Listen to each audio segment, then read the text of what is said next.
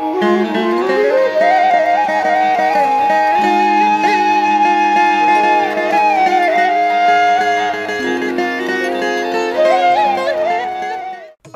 నమస్కారం.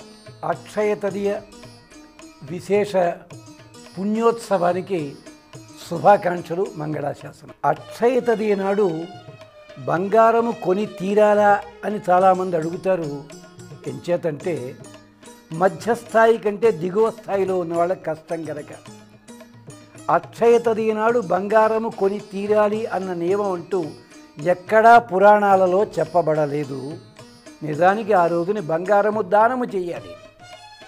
ఆ రోజుని చేయాల్సిన పని ఏమిటి అంటే లక్ష్మీ అష్టోత్తరాన్ని పఠించి అమ్మవారికి 108 నామాలతో అర్చన చేసి ఏనాడు లేని విధంగా ఆ రోజుని బియ్యము, పసుపు, నెయ్యి 3 కలిపి అక్షతలు తయారు చేసేడు నీటితో తడపకూడదు.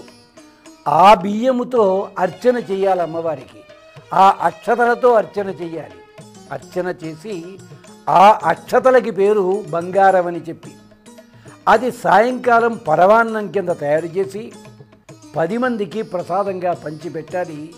ఇది అక్షయ తదియ ప్రాధాన్యముగా విష్ణు ధర్మోత్తర పురాణంలో ఏ తిథి నాడు ఏ పూజలు చేయాలో చెప్పే విధానంలో చెప్తారు. ఇది అంచేత లక్ష్మీనారాయణులు ఇద్దరినీ కలిపి పూజించి ఆ ప్రసాదాన్ని 10 మందికి పంచిపెట్టినట్టయితే అక్కడి నుంచి మీరు సంకల్పించిన ఏ ఫలితము కానీ ఏ పని కానీ అక్షయముగా ఫలితము లభిస్తుంది మీకు.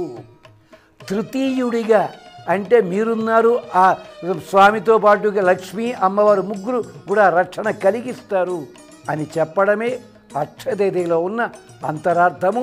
ఇది విష్ణు ధర్మోత్తర పురాణం చెప్పింది. ఆచరించండి, ఫలితాలు పొందండి.